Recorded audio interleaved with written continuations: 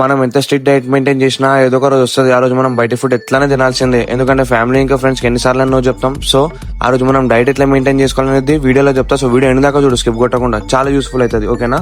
So hey guys, ఈ రోజు day 14 of మన ఏదో ఒకటి సిరీస్. ఇంకా మార్నింగ్ లేచి గుడికైతే వెళ్ళిపోయినాం, ఎందుకంటే ఈ రోజు మండే కాబట్టి. అండ్ గుడి నుంచి ఇంటికి పోయి జిమ్ కి అయితే వెళ్ళిపోయినాం. జిమ్ కి మనం ప్రీమియర్ అయితే తీసుకున్నాం బనానా. దాని తర్వాత వర్కౌట్ అయితే స్టార్ట్ చేసినాం. ఈ రోజు మనం పుష్ వర్కౌట్ ఉండే. ఇప్పుడు మనం పాయింట్ కి వద్దాం. ఏంటంటే చాలా మంది ఏమనుకుంటారు, అరే నేను డైట్ లో ఉన్నా, అసలు బయట ఫుడ్ తినొద్దు, ఇంకా ఫ్యామిలీతో ఫ్రెండ్స్ తో బయటకే పోలేనని చాలా అనుకుంటారు. కానీ బ్రో ఒకసారి నువ్వు స్మార్ట్ గా ఆలోచించి షెడ్యూల్ చేసుకున్నావు అనుకో, ప్రతి ఒక్కటి అవుతుంది.